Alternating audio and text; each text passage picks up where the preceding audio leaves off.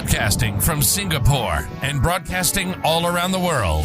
You're listening to the EdTech Chat Podcast, taking the pulse of educators from all over the globe and bringing what you need every week. Now, over to your host, Craig Kemp. Hello and welcome to episode 4 of the EdTech Chat Podcast. I'm your host, Craig Kemp, and I'm thrilled to have your support. This podcast is sponsored by Makers Empire. For those of you that have never heard of Makers Empire, it is a game changer for inspiring young learners to connect and engage with design thinking, STEM concepts, and 3D technology. Teachers all over the world are using Makers Empire with students as young as 4 to engage them in unique learning experiences and to teach them critical design thinking and digital technology skills. The best part for me is that the program is device agnostic, meaning it will work on any device. Makers Empire has recently received a certification from the Educational Alliance of Finland for high pedagogical quality. Just yesterday, I gave this to my 6-year-old daughter, and she's engaged in using it independently already. I was so impressed at how simple it was for her to pick it up and use with almost no training. Get connected at makersempire.com. Links are in the description below. And as a bonus, listen along at the end of today's podcast to win another class subscription to Makers Empire worth $300. You've got to be in it to win it. As I've shared before, I continue to work with the incredibly talented Mark Quinn to improve the final audio quality of this podcast. He has his own podcast production studio that provides editing and mastering services to content creators. To connect with Mark, please see the details in the podcast notes below. Each week, I like to pose a question to you to think about throughout the episode and beyond. This week, I've been focusing my discussions and thought processes around STEM and STEAM. STEM meaning science, technology, engineering, and maths, with the additional arts being added in for a STEAM approach to learning. STEM is a framework based on the idea of educating students in the specific disciplines mentioned above in an interdisciplinary and applied approach. Rather than teach the 4 disciplines as separate and discrete subjects, STEM integrates them into a cohesive learning paradigm based on real-world applications. This made me inquire into what this looks like in schools all over the world. If you were to identify STEAM or STEM in your school, what does it look like? How are you using it? What impact does it make on learning? I'd love for you to share the approach you and your school takes on STEM education. Thank you for your questions. This week, I wanted to discuss one question from Jay, who is based in China. He asked, how does the EdTech team motivate and inspire staff who are usually only waiting for the leadership team to mandate innovation and change? Thank you for your question, Jay. Based on the extensive work I've done with schools globally, this is definitely something that comes up frequently and is often, as you pointed out, based on the leadership team and the culture that they create. First of all, I wanted to point out that many schools do not have dedicated EdTech teams and rely heavily on existing members of staff to support their faculty with their EdTech needs. So my advice is not just for those of you that have dedicated EdTech teams, but for those of you doing the EdTech role on top of your day-to-day teaching roles. Unfortunately, many of us work in schools where our colleagues wait for mandated changes from leadership before taking any action, and making any significant impact is extremely difficult. In my opinion, top-down leadership does not often work in creating a culture of care, change, or innovation. The most successful EdTech programs that I have helped develop and have been a part of have buy-in from all facets of leadership. In fact, many of these leaders often own the whole process and take this on. In these situations, I create content, produce reports, develop processes, protocols, and resources, and hand them to the leaders and let them take ownership of it all. I'm not worried about who gets credit for it, as long as it gains momentum and gets into practice. In the situation, though, that Jay described, it is critical to get members of the team, including colleagues, on board early. What I mean is, for a significant change process to begin, we need to get critical numbers of staff on board. As a starting point, I encourage you to go away now and Google Leadership Lessons from the Dancing Guy and watch the video that shows how a movement can begin. It's all about critical mass and working with the members of your team that want to change, grow, and develop in relation to EdTech. These are your innovators. They won't need your support, just space and opportunities to innovate. The next people to invest your time in are your early adopters, who'll follow the innovators, followed by the early majority. The early majority often use the teacher next door method. When they see the teacher next door doing something innovative, they'll be curious and will no doubt give it a go because of the "if they can do it, so can I" mentality. These people make up, more often than not, 50% of your staff. Don't even worry about any others at this stage, because at the moment, they're going to be taking up all of your time and wasting all of your energy. As you start to make change within your organization, start developing an engaging and authentic professional learning plan that includes not just yourselves, but everyday teachers, and even those that struggle with technology, but have had some minor successes. Start doing some pop-in PD sessions for 10 minutes before school, or lunchtime sessions, or even techie brekkies, and bribe your colleagues with food. You know that will be a winner. Celebrate success and make a big deal of it. Shout it far and wide and start a movement. If you have questions that you want answered in this segment, please also reach out and I'll do my best to include it in an upcoming episode. Each week, I share a tool that has positively impacted the authentic and purposeful use of technology into classrooms and meeting rooms I have worked in. This week, I wanted to give you 2 new EdTech tools that support the development of STEM in your classroom. The first tool is Hopscotch, one of the greatest ways that I've seen for kids to learn coding and integrate it authentically and purposefully into every learning subject. Hopscotch introduces kids to coding in a fun and engaging way. Using the app, kids can create games, animation, and art. Hopscotch has been awarded several times with the Parents' Choice and Best Educational Technology Awards. So kids learn some serious STEM skills, all while having fun. For more, go to gethopscotch.com. The link is in the description below. The second tool, that is, in my opinion, one of the best tools for primary and middle school students to engage in STEM learning, is Maker's Empire.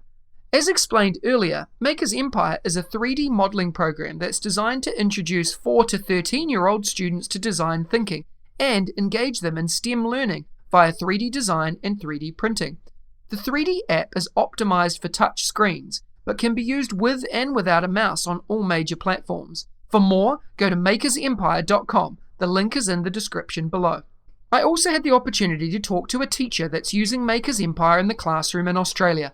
Let's have a listen to my brief chat with Jay Wright. Jay is a special education teacher and learning support coordinator at Valeview State School in Australia. Jay is a project-driven educator who harnesses the use of technology to add value to learning in his classroom. Jay has 3 children of his own, with his 10-year-old running his own 3D printing business. Jay, it's an incredible pleasure to have you on the show today. Why don't you start by telling us about your current role and what inspires you to do what you do?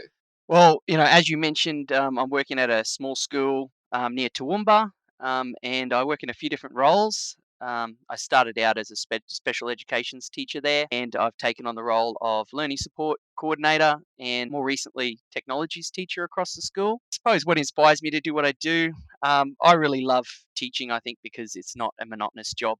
As you think about the education world that you're involved in and that you're invested in, what excites you about education today? What excites me comes down to what I get satisfaction out of as as a person. I feel like I need to have an impact in my job. I need to be doing my job well. And I think part of me doing my job well is that I understand, the world that kids are going into and what skill set they need to be successful in that world, and that, what I'm doing in the classroom is preparing them for that. Technology and science has always interested me as a person, even as a child. I watch documentaries and things and get excited about space and rockets and all those sorts of things.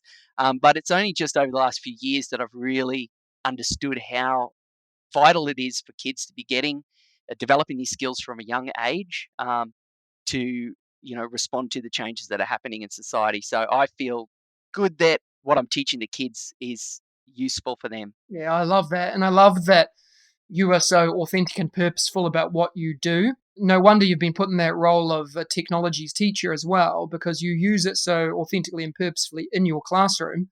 What are your go-to EdTech tools that you use with your students and why?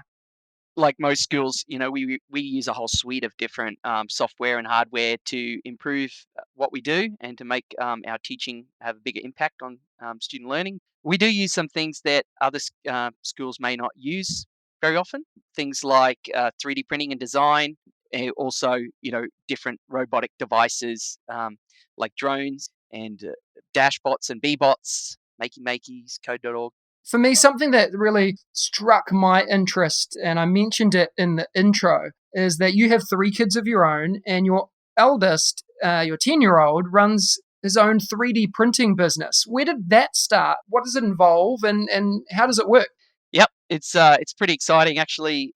Because about 2 years ago, a school in the region approached me. They knew that we were doing quite a bit of stuff with digital technologies. They approached me to run a 3D printing program at their school, and I didn't have the time to do it at that point in time. I was working 5 days a week at Valview, and I wanted to stay there, so I didn't take that on. But it got me thinking about 3D printing and what role is it going to play in education in the next few years. And I thought, I really should learn how to do this myself. So I bought a 3D printer and I started learning. And once my kids saw it, he was my eldest son. He was hooked. He just wanted to print everything. So I said, why don't you buy a printer yourself and then you can print your own things. And he had the idea of printing things and selling them to get back some of his money that he spent on the 3D printer. We're at the stage now we've got 7 printers. We've got a range of different style printers. We bought ourselves a new computer for 3D modeling design. I think these opportunities for kids to develop entrepreneurialism and just learn how to use technologies to make a profit or make an income is great. That's really exciting. And where did he learn his 3D printing skills from? So I was experimenting with all kinds of different 3D modeling software because although it's fun printing things, there's not a lot of design thinking that goes into just printing other people's models. So I tried a whole range of different things, and I came across Maker's Empire, and I installed it on my iPad, and I tested it with my nieces and nephews and my kids, and I found this is really the best software to be using to get young people into 3D modeling design. And it's accessible to absolute beginners, which is difficult with 3D modeling software. I think it can become overwhelming and too challenging for young people. But Maker's Empire was just set up in a way that really encouraged that.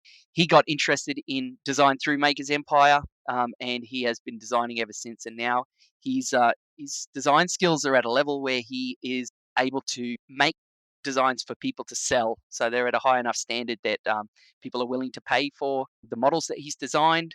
I mean, for you, Jay, as a prolific user of Maker's Empire, like you explained, and I'm sure you've probably learned so much even from your son as well. Tell us a little bit about how you use this to engage your students in learning. I think when you mention the word authentically, when it comes to education, is all about, does it respond to and prepare kids for the life that they're going to enter or the workforce that they're going to enter when they finish school? They're much like, we had the Industrial Revolution. It changed the way things were done. People had to learn new skills. We're going through this change at the moment with robotics and artificial intelligence that's really changing the way work is done and what work is available. And it requires people to become creative problem solvers because they need to be able to do the things that robots and artificial intelligence can't do easily. And that's finding creative solutions to complex problems. That's something that humans do well. The problem is I've been teaching design curriculum for a couple of years now. This is actually the 3rd year that we've been teaching the design curriculum at our school. And in the beginning, it was really hard to give kids a good experience or a genuine experience of design, because design is all about developing something, investigating a problem, creating some solution to that problem, and then making it and testing it and then improving it. And I think it has a bigger impact on student learning if they're able to go through that cycle a few times. And I stumbled upon printing and realized that really 3D printing and 3D modeling is the perfect tool to accompany that curriculum area, because you can rapidly prototype things. Someone can design something in one session, they can print it out and they can test it in the next session and then make improvements on it. And if they were using other methods to create those products, it would just take far longer. So you're able to give them that real experience of design where they're going through that design cycle several times, and they can see that each time they do that, it improves and it becomes better. what's the best way for the listeners to follow and connect with you? Well, there's not really a way to connect to me personally. I don't have Twitter or anything like that. But I mean, I suppose through the TechWright Facebook page, which is the business page, if anyone has any questions in regards to 3D printing or what we do, they can contact us through that. Thank you so much for your time today. I really appreciate it. No worries. Every week, I bring you a short interview with some of my edu heroes, an engaging learning experience with someone who makes a difference in education every day, with a particular focus or angle towards educational technology. This week, in a STEM-focused episode, I had the pleasure of chatting with inspirational STEM teacher Shelly Sanchez. Let's have a listen. Today, I have the honor of speaking with Shelly Sanchez. You might know her as @ShellTerrell on Twitter, with 81,000 followers. Shelly and I have been connected for a very long time, and as a member of my professional learning network, Shelly has been a constant source of inspiration. Shelly is a STEM teacher based in Houston, Texas. She's a keynote speaker, talented author, and co-founder of the popular Twitter chat, EdChat. If I was to list everything Shelly has done, I'd be here forever, so I better stop there. Shelly, it's an incredible pleasure to have you on the show today. Are you ready to talk education and technology integration? Yes, I am. And it's such a great pleasure to be able to connect with you. And you're all across the world. So that's really awesome. It's amazing, isn't it, that we can use technology like this to connect with someone who we've never actually spoken to like this before, but I feel like I've known you for years. Exactly. I think it's amazing. Why don't you start by describing your current role and what inspires you to do what you do?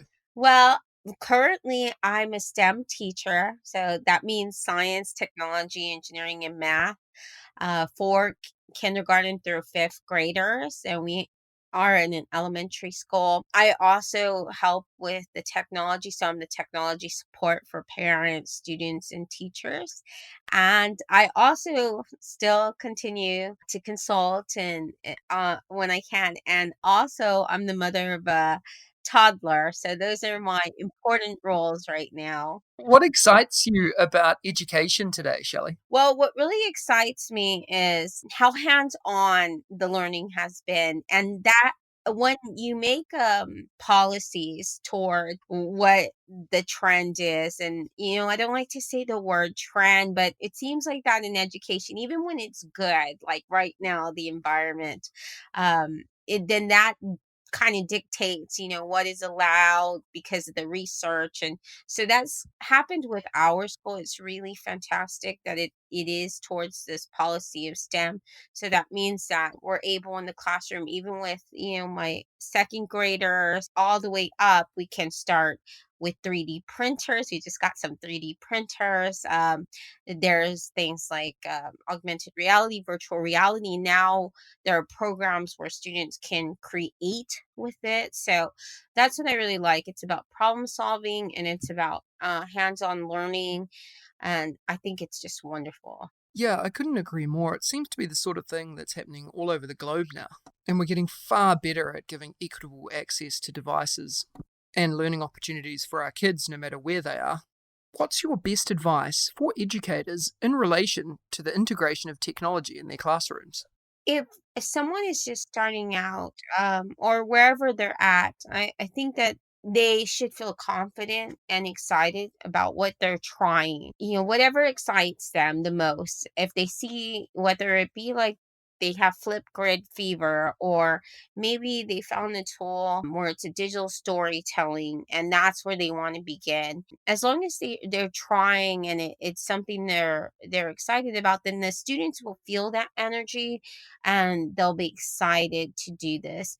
I think it's also really important that that we look at it in the student point of view. So before we try anything, to look at it, put ourselves there, try to go through whatever lesson or activity we're trying to get the students to do with that technology. Yeah, and I think for me, it's, what tools are actually going to help and support our kids in developing their learning, not just using a tool for the sake of the tool. And I think you've hit the nail on the head there. You and I, Shelly, have been connected sort of in this space for a long time now, within the educational technology space, been connected on Twitter for some time. Tell us about your choice of professional learning networks. Where do you engage, and who should we be connecting with? I still love Twitter for teachers. I've connected in a lot of different communities, and I enjoy those communities. And I have my seasons. It might be that I'm in Facebook groups for teachers for a while, or maybe I'm Voxing for a while. But I always keep of over 10 years with Twitter, and one of the reasons why is it's very easy to join. There's so many different, when we started out with our chats a long time ago, there weren't as many teachers connecting as there are now. So now there's so many communities that you can join.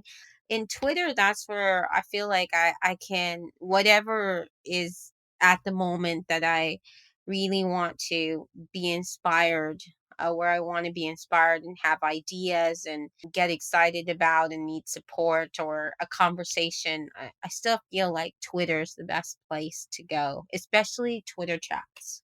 You've mentioned this already a lot about some of the tools you consider being some of your favorites. What's the top tool that you're using right now in your day to day work, in your classroom or with other teachers, that really excites you?